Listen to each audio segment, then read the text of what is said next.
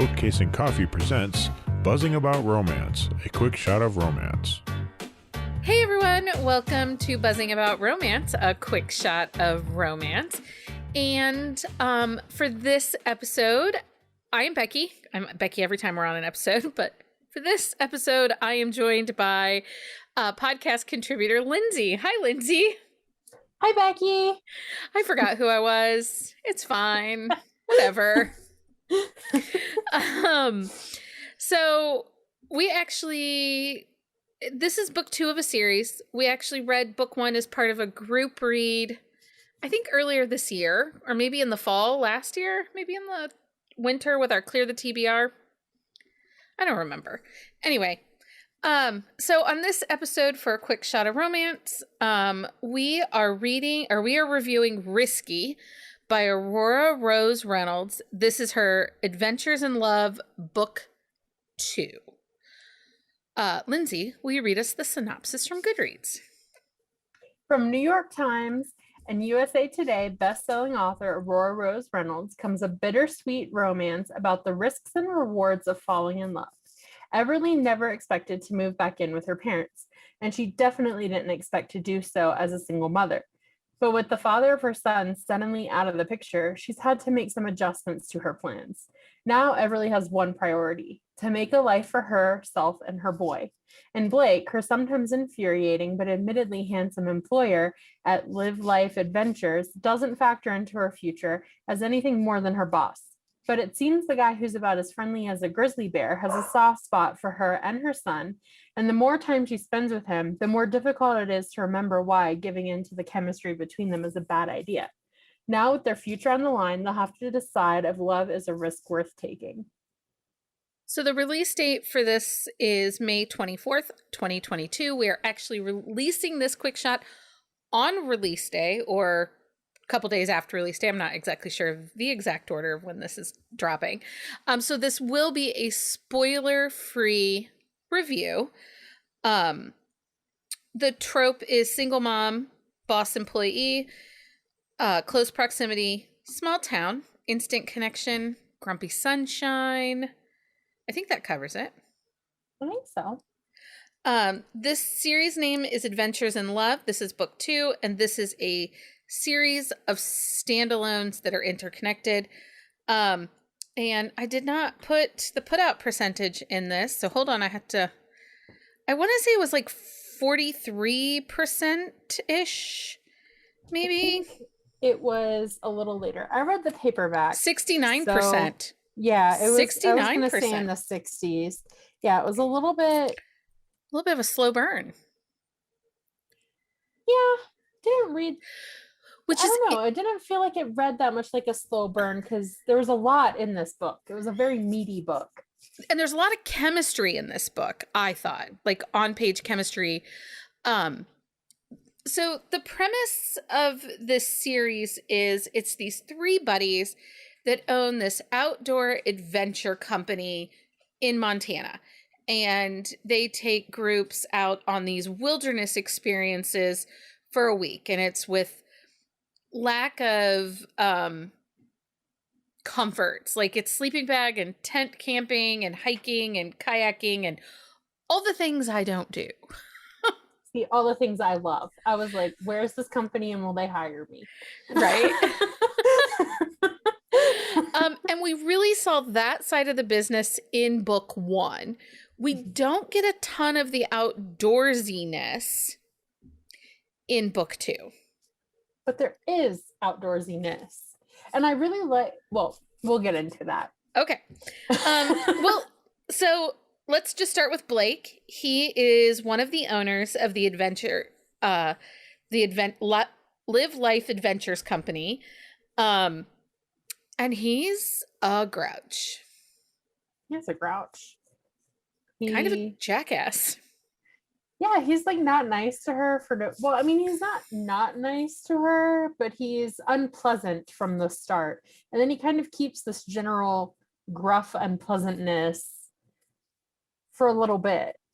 Yeah, he puts some really clear boundaries between him and Everly, kind of, like he's just not going to go there. Even though he's attracted to her, and he's attracted to her from almost the beginning, he's just not going to go there. And another thing that I think, and I wonder if this is what might have bugged you a little bit about the book, Blake is a secret keeper. And some fairly big ass secrets. Yeah. And we don't want to spoil, but you know what secret he's keeping. He is keeping that his dad is ill with cancer. And he has an incredibly close family. His mom works for the adventure company. His sister is in town. She's a single mom. And they're a very tight, close family. And his dad has only told him that he has prostate cancer and is undergoing treatments. Not only that, but he's also put the responsibility on Blake, because Blake is also, like, you find out very early on in the book that Blake is actually funding the cancer treatments himself. Yeah. And so he's carrying a huge burden for his whole family, and he can't share that with anyone. He's very much alone in this struggle. And then on top of it, like, the book doesn't really get too much into it, but he has obviously some kind of past, because he has a military background. Him and the three men who own the adventure company were all in the military together. So there's that kind of element to it as well. So, you know, he has like some kind of background. He's self-admittedly has walls up. He protects himself. He's very much just like a worker bee. He loves his company. He loves his friends. He loves his family. But he doesn't really have like much in his life that he wants for himself, if that makes sense. Yeah. Well, and he's fiercely protective of those that he considers his family, because we actually see a little bit of how fierce and protective he is in book 1, because he does not approve of how quickly Tanner fell in love with Sybil. And he is very nasty to Sybil and very like standoffish with Tanner. And this book takes place, I think, like almost 9 months after Tanner and Sybil have gotten together. But he still isn't 100% comfortable with their situation. And you see that in some of his interactions with them. So so he finds out that Tanner and Maverick, who are his business partners, have hired Everly to be their office manager. He is not pleased. No. All of a sudden, she's there. He does not want her there. He's fixating on the fact that she's a mom. He says some things that rub her the wrong way. They do not have a good first start. They do not get off on the right foot at all. Let's talk about Everly a little bit, because she does not come into this situation, as we learned in the blurb. She is a single mom who has recently moved home and moved in with her parents. Her little guy is just almost a year, and his sperm donor does not have any interest in any relationship with the child at all. I mean, yeah. In fact, he helps Everly pack to leave. And he's had no relationship essentially with Everly or their child since she got pregnant. She's had no support. She's been doing this on her own. Samson, her son, he's about 10 months old. He's about 10 months old when the book starts, and the book spans like a couple months time. But he has had no part of his life at all. He's given Everly no support. So she comes home to live with her parents so that she can have support. She is fiercely independent. She doesn't accept help. You know, like when we meet Everly at the beginning of the book, she's not accepting help. She's not comfortable with help. Like, she's starting to learn and adjust to having a support system in her life again. But like, we meet her and she's fiercely independent. She's committed to finding a job so she can provide for her son. She's very committed to the kind of life she wants her son to have. Her son plays a huge role in this story. It is not a story where the kid sits in the back seat. No, he's very integral to the story. And a lot of that is first of all, it was all age appropriate. And I felt like it was very on mom. She is a mama bear. She loves her child. Everything she is doing is for the furtherment of her son. And she feels guilty asking her mom, who's basically retired, to help, to watch Samson. And her mom's like, no, I want to do this. This is why we wanted you here. And her parents are doing everything they can to help her and to help her reestablish. And I really liked them. They aren't in the book a ton, but when they are on the page, you can tell that they just want to love and support her. Yeah, I will say there's a lot of characters in this book. Because of how tight-knit they are with their families. There are a lot of extra characters in the book. It's not like a tight-knit friend group. It's a very large friend group, a very large family situation on Blake's side. She has her mom and her dad locally, but there's a lot of interaction with characters. You do not get a lot of one-on-one time with just her and Blake. You do not. And it does make for some crowded pages, I would say. But there are some memorable characters in there. I guess there's really not even, and if you think about it, that makes sense how it's a slower burn because the child is always with her. They don't really go out on a date. They don't really go out into the world. He comes and spends time with her at her parents' home, or he brings them to his home. But it isn't until 60% of the book where he goes with the family to the lake that they finally get some quiet one-on-one time without Samson in the story. And you're right, there are a lot of characters to keep track of. And that can make it a little frustrating because it can dilute the characters' chemistry and their story because they don't get as much on-page time. Yeah. I will say, though, Blake's grandmother, I loved her. I want her story. I loved her. She is dating a younger man. She is Everly's father's law secretary. She's living her life. She is a hoot. And she basically tells the family, I'm going to do what I want. I do not care what you people think. She was great. Oh my gosh, there's a quote at the end where she, when they're at the lake house and she comes to the lake house and she brings her boyfriend and no one's really happy that her boyfriend is there. They're kind of frustrating. And she's like, look, I've been without her husband for 15 years. And she's like, I've been denying myself happiness for a long time because I thought that died with him. And I just really loved her perspective. And I felt like she kind of gave a little push to some of the characters to really change their situation. I also think in this particular book, with the kind of character Blake is, I think those relationships were really important to kind of make Everly see a different side of Blake. I don't know that she would have seen him as anything but a grouch if she didn't spend so much time with so many other people and see him interact with so many other people. I would agree with that because there's a scene where Everly goes to a barbecue that's at Sybil and Tanner's place.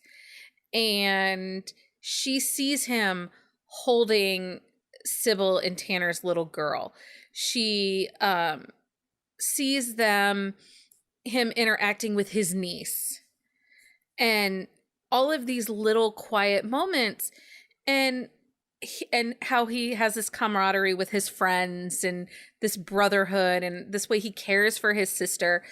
And I think that helps her kind of trust him a little more, believe in him a little more, and see past the persona that he gives the world as the grouchy hard ass. Yeah, I would. Yeah. And it flushes out. So Aurora Rose Reynolds very much writes character-driven, character-heavy stories. There isn't really much of a storyline in this book outside of the relationship. I kind of liked that though, because I felt like it was kind of like a realistic snapshot in time. I thought she wrote what a relationship between a single mother would actually look like the commitment that someone would have, the commitment and acceptance that someone would have to have of their child. And I like, we get so many romances where the child is very much in the backseat. They're there on the page, but they're not like magically they disappear, and there's plenty of time for dating and overnight stays, and this was a very realistic portrayal, and I felt like this book was kind of like a, you could have easily imagined it as like a snippet of someone's life, like the things they were going through. Like you see all these different things that everybody in the book is going through. Like you get kind of breadcrumbs for Maverick. Like you see that he struggles, like he's disappearing off the page for a little bit and they're worried about him. Like you kind of get this realistic portrayal of what it's like to be part of this kind of family and all the different things that people are working on, like have going on, the secrets they're holding, and then like this fierce love they have for each other. And I really love that because it was kind of not just a romance. No, and Aurora Rose Reynolds does not shy away from controversy and angst, but not in a bad way. And I'm talking about Maverick's sister. I think her name is Maggie, right? It's Maggie. It's the Margaret. Sister? Margaret. Yeah. Margaret, she's had a bad breakup. She is a single mom herself. And there's a friend of Blake's that Margaret has become very tight with, who is spending time with her. And there's a scene in the grocery store. And Everly sees kind of a snapshot of who Margaret is and what she's going through. And it kind of makes you realize, like, Everly has this moment of like, okay, mine isn't so bad because at least Samson is never going to, his father's not interested, so he's never going to know, kind of thing. And that's something too that Aurora Rose Reynolds does in her books too, is she gives you real life snapshots. Like the characters went grocery shopping. You know, they do everyday Monday things, but it works in the story. It's not just glossed over. Because sometimes I wonder, like, you know, we read a hockey romance and the guy's got a fridge full of food. How do you get that food if he was just out of town for 2 weeks? Do you know what I mean? Like, you didn't say anything. Making him all those casseroles. Right? I'm just curious because, you know, a bag of lettuce in my house goes bad in like 6 days. So. Yes, but I gotta say, like Janet, Blake's mom is always cooking, and I was so jealous because all of the food sounded so delicious. And I'm going to make her chicken salad. Like, I've never thought of chicken salad with grapes and pineapple, but that sounded amazing. So I was maybe that's an Ohio thing. Maybe that's an Ohio thing. Maybe it's grapes and pecans and sometimes sliced apples, so you get the crispy. I don't know. Anyway, we'll talk about chicken salad another time. Okay, Samson, he was adorable in this book. He was age appropriate. I loved when he squished Blake's face and was like, dad, dad, dad, dad. You know, just making noise, baby. He didn't do anything that wasn't age appropriate. I really, kudos to Aurora Rose Reynolds for making sure the child was age appropriate. Yeah, and he wasn't like a perfect child either. Like he had moments like where he's crying and he's teething, and you know, it was just very, very realistic book, like very down to earth kind of book. Yeah. Okay, so let's get to our questions. Did you like this book? I did. How about you? I did. It is not my favorite by the author, but it was a quick and easy read. I think that if you're looking for something quick and easy there's no real angst in this book. It just, I think it's good for that. Who do you think typically would like this book, Lindsey? I think pretty much anyone who likes contemporary romance or small town, it's very much a good small town book. If you like stories that are more about finding a community or have a lot of extra characters included, this would definitely be a book for you. It's more about relationships as a whole than just the romance itself. Yeah. Um, I think that this is a really easy, palatable book. So it's obviously a lower steam with it not popping until it like 69% or whatever. So if you are wanting to try, and it's spicy when it happens, but it's not, there's good chemistry, there's good flirting. So if you're coming from like a fade to black background and would like to try something with a little bit more spiciness to it, this is a good step. I would say that this is like a 2.5, 3 spice if somebody's looking for like spice level. Would you recommend this book? I would. I would too. Again, just to somebody that is just maybe trying romance. Hardcore romance maybe aren't. You know what I mean? Because it's a little different. It's not for everybody. I mean, no romance book is for everybody, or very few are for everybody. Right. That's a really hard bar to beat. So I feel like there's definitely a fan base for this book. Yeah. I think a lot of people would enjoy this book.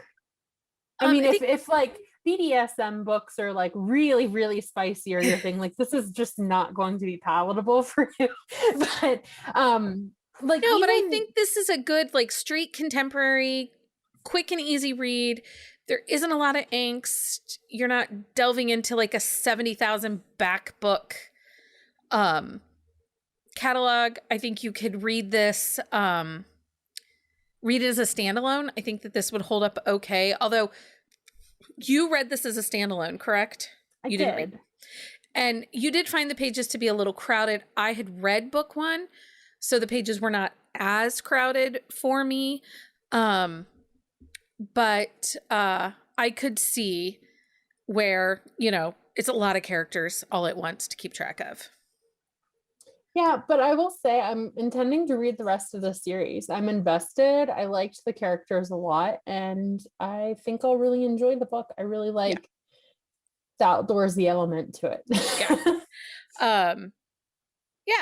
So just so everyone knows, we have a little bit of a programming note. This sounds very official, but we're like official of nothing, right? So for the summer months, we are going down to 1 quick shot of romance a week. Those episodes will drop on Thursdays starting June the 9th. This is a great time to catch up on past quick shots of romance or revisit some of your favorites. So, or Summer Reading Challenge. Summer Reading Challenge is underway. This episode, I think, drops like the 26th. So Summer Reading Challenge kicks off on the 27th. So you could read this as part of Summer Reading Challenge. Let the chaos begin. Right? Oh my goodness, yes. But it's not 9 bingo cards, you guys. It's so much better. It's so much easier. It's so much more laid back, we promise. Lindsey, thank you. It really is. Stop saying that. No, I make it intense. I can't help myself. You and Gretchen. Anyway. I know. Lindsey, thank you so much for joining me. I appreciate you. Thank you. It was so fun. Until next time, everyone, happy reading. Find us on Instagram at Buzzing About Romance or on Twitter at Buzzing Romance. If you like the podcast, please leave a review. If you'd like to support us directly, join the Bookcase and Coffee Patreon and receive exclusive content only available to Patreon members. Check out bookcaseandcoffee.com for our on-the-shelf show notes.